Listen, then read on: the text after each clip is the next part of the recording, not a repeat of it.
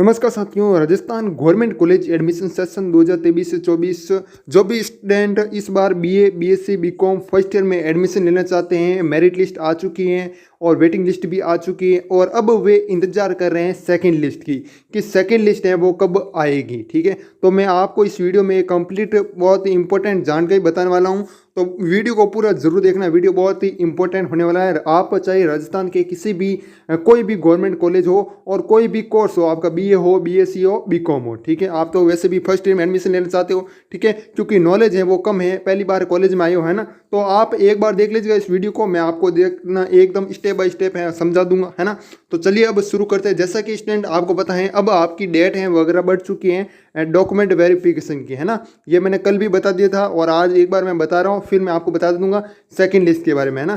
तो देखो 26/7/2023 है ये है, ठीक है, ये नोटिफिकेशन आया था। इसमें क्या है, समस्त राजकीय महाविद्यालय, ठीक है, प्राचार्य समस्त राजकीय महाविद्यालय राजस्थान, मतलब जितने भी गवर्नमेंट कॉलेज हैं, ठीक है, उनके लिए ये सूचना है ना। स्नातक बार प्रथम वर्ष के लिए ऑनलाइन प्रवेश प्रक्रिया बाबत, और ये तो हमारा हो गया। और फिर हम इसके शेड्यूल की तरफ देखते हैं, एक बार नजर डालते हैं। इसमें क्या लिखा हो भाई कि अभ्यर्थी द्वारा महाविद्यालय में दस्तावेज सत्यापन, जो भी डॉक्यूमेंट हैं, मतलब दस्तावेज कौन कौन से हैं आपको पता होगा, मैंने उसके ऊपर काफ़ी सारे वीडियो बना दिए हैं ना, देख लेना चैनल पर, है ना। तो दस्तावेज सत्यापन और ई-मित्र पर शुल्क जमा कराने की अंतिम तिथि, मतलब जो लास्ट डेट है, इसके बाद देख लेना स्टूडेंट। बहुत ही मैं जानकर बता रहा हूँ कि इसके बाद कोई भी डेट नहीं बढ़ाएगी। ये हर साल, मुझे 3-4 साल का अनुभव है इस यूट्यूब प्लेटफॉर्म पर, कि जो डेट है वो नहीं बढ़ेगी अब आगे इसके बाद, है ना।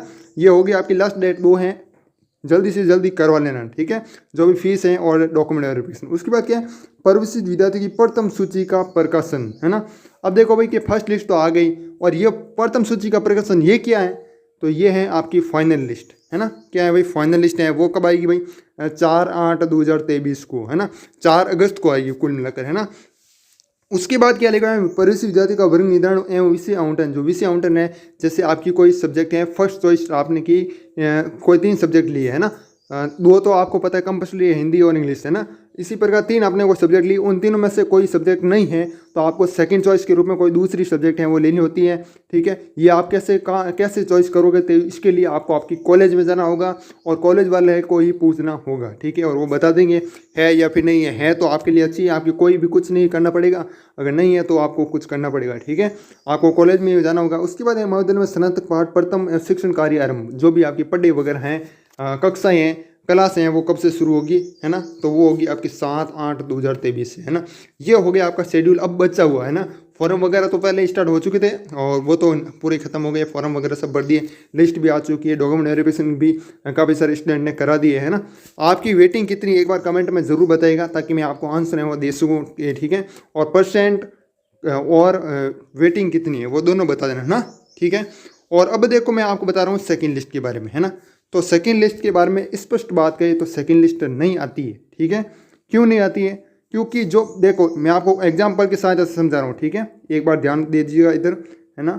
और यहाँ पर देखो जैसे आपका वेटिंग लिस्ट में नंबर आया, है ना, और एक आया फर्स्ट लिस्ट में नंबर, तो ये फर्स्ट लिस्ट में जिसका नंबर है ना, वो क्या करेंगे, किसी ने 2 कॉलेज भरे, किसी ने 3 कॉलेज भरे, है ना, तो एक कॉलेज में भरेगा ना वो तो आराम से, मतलब फॉर्म है वगैरह एक कॉलेज में डॉक्यूमेंट वेरिफिकेशन करवाएगा, एक कॉलेज में नंबर आएगा ना, है ना।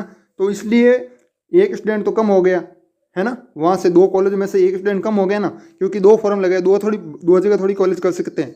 इसलिए जो वेटिंग वाला नंबर है, वो वेटिंग वाला का जो नंबर है वो ऊपर आता जाएगा, ठीक है। इसी प्रकार काफ़ी सारे स्टूडेंट हो गए, है ना, और काफ़ी सारे स्टूडेंट ऐसे भी हो गए जो BSTC करेंगे, मतलब कॉलेज में तो ऐसे ही फॉर्म है वगैरह भर दिया, है ना, तो वो भी हो गए, है ना। तो वेटिंग वालों का नंबर और ऊपर आता जाएगा, है ना। फर्स्ट वाला का है, जैसे वेटिंग फर्स्ट है, किसी की पोजीशन है वेटिंग फर्स्ट, तो एक स्टूडेंट यहाँ से चले गए तो वेटिंग फर्स्ट वाला का है ना नंबर आ गया मेरिट लिस्ट में, है ना, तो वो इस प्रकार आ जाता है, ऊपर ऊपर ऊपर आते जाते हैं, है ना। और फिर हैं जैसे आपका जो काफ़ी सारे स्टूडेंट कृषि परिवर्तक, कृषि सुपरवाइजर ऐसी तैयारी कर रहे हैं ना, वो गवर्नमेंट कॉलेज में एडमिशन नहीं ले चाहते, है ना, वो ऐसे ही भर दिए। कुछ ऐसे भी स्टूडेंट होते हैं और कुछ होते हैं जो कि आपके अदर कोई एग्ज़ाम की तैयारी करते हैं, ठीक है, और कोई ITI करना चाहते हैं आगे 12th के बाद, है ना, तो वो भी होते हैं काफ़ी सारे स्टूडेंट। तो इसलिए क्या होता है, जैसे आपकी वेटिंग की नंबर है, वेटिंग नंबर है 8 नंबर है, ठीक है, और एक स्टूडेंट BSTC में कम हो गया तो आपकी वेटिंग लिस्ट नंबर 7 हो गई, है ना।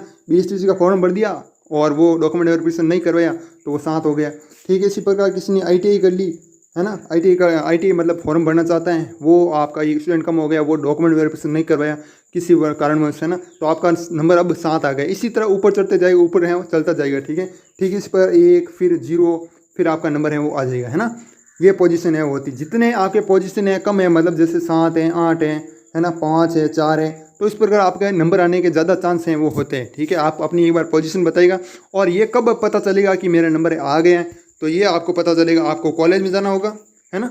कॉलेज कब जाओगे, तो उसके लिए आपको है ना, यहाँ पर 2 नंबर दिया हुआ है ना, प्रवेशित विद्यार्थी की प्रथम सूची का प्रकाशन, तो वो आपका होगा 4/8/2023 को है ना। तो 4 तारीख को 4 अगस्त को आपको आपकी कॉलेज में जाना होगा और वहाँ पर आपको पता चलेगा। ठीक है, और फिर है आपकी वेटिंग भी वहाँ पर लिखी होगी कि वेटिंग है या फिर जो कि आपकी लिस्ट में नंबर आ गए, सब कुछ लिखा होगा है ना, जिसने डॉक्यूमेंट वेरिफिकेशन करा दिया ना उन सब का है ना। तो ये आपको 4 अगस्त को जाना होगा आपकी कॉलेज में। ये हो गया आपका सेकंड लिस्ट, इसलिए कहता हूँ सेकंड लिस्ट है वो नहीं आती। अब देखो भाई कि भाई मेरा इसमें भी एडमिशन नहीं होगा तो क्या करूँगा मैं, तो उसके बाद आपको क्या करना है, यहाँ पर ये निचले वाला स्टेप है आपके लिए काम का होगा। यहाँ पर लिखा हुआ है शनिवार रिक्त स्थान की पूर्ति के लिए ऑनलाइन आवेदन प्रारंभ करने की तिथि, जैसे ही आपके ना 3 जो अगस्त हैं उससे फॉर्म स्टार्ट होंगे वापस गवर्नमेंट कॉलेज के। ठीक है, क्यों कैसे होंगे, देखो जैसे आपके कोई कॉलेज हैं, मान लीजिएगा कॉलेज हैं है ना, ये कॉलेज है BA कॉलेज है। ठीक है, BA कॉलेज में BSc में 5 सीटें खाली हैं। कितनी सीटें, 5 सीटें खाली हैं। ठीक है, तो BSc वाले स्टूडेंट देखोगे आप अपने आसपास है ना कि कहाँ पर सीट हैं वो खाली हैं। आपके आसपास जितनी भी कॉलेज है ना जहाँ पर BSc हैं, या फिर आप BCom की तलाश कर रहे हो तो BCom जितनी भी कॉलेजों में हैं उनको देखो एक बार, वहाँ पर जाना होगा और वहाँ पर पूछना होगा कि भाई सीट हैं खाली हैं या फिर नहीं है, मैं फॉर्म लगा सकता हूँ या फिर नहीं लगा सकता हूँ है ना। तो वो पूछना होगा, आप पूछ सकते हो, फिर आपको फॉर्म है वो भरना होगा है ना। फॉर्म ई-मित्र से भर सकते हो, मतलब ई-मित्र से एक आपको देंगे फोटोकॉपी की तरह और उसमें आपको लिखना है वो होगा है ना। आपको हाथ से शायद ऑफलाइन भरा जाता है ना, यहाँ पर लिखा ऑनलाइन आवेदन, हाँ सॉरी ऑनलाइन। ठीक है, तो वो आपका होगा 3 तारीख से शुरू हो जाए, 3 अगस्त से। फिर यहाँ कब तक भरे जाएंगे, शनिवार के स्थानों के लिए ऑनलाइन आवेदन करने की अंतिम तिथि होगी 10 अगस्त। 10 अगस्त तक आप अपना फॉर्म है वो भर सकते हो। ठीक है, ये तब होगा जब कोई सीटें खाली रह जाती है ना। BA में तो चांस कम है, BA में तो क्या है चांस है वो कम है, तो BA वाले क्या करेंगे वो भी मैं आगे बता दूंगा। सीट खाली नहीं रहती है तो क्या करना है ना, तो वो मैं आगे आपको बता दूंगा। तीसरा स्टेप, एक और स्टेप है ना, इसमें देखो भाई ये हो गया आपका, देखो BA और सॉरी BCom और BSc इनका तो नंबर है ज़्यादातर आ जाएगा। BCom का तो 100% आ जाएगा, काफ़ी सारी सीटें खाली रहती हैं, और BSc वालों के लिए भी 90 से 80% है वो, मतलब चांस हैं। ठीक है, और फिर है BA वालों के तो कम चांस है, आप मान सकते 10 या 20% चांस हैं सीट खाली रहने की है ना। तो ये आप देख लेना एक बार अपनी जो भी कॉलेज हैं आसपास की कॉलेज हैं वहाँ पर। ठीक है, उसके बाद प्राप्त आवेदन पत्रों के ऑनलाइन सत्यापन की अंतिम तिथि, ये तो आपका काम नहीं है, ये आपका है ना स्कूल कॉलेज का काम है। फिर रिक्त स्थानों के लिए प्रतीक्षा सूची का प्रकाशन, जो भी वेटिंग लिस्ट है वो आएगी आपकी 14/8/2023 को, 14 अगस्त को। ठीक है, फिर आपको क्या कराना है, डॉक्यूमेंट वेरिफिकेशन कराना है। ई-मित्र पोस्टिंग की अनुमति है वो आपकी 19/8/2023, जो भी है फीस है वगैरह है ना।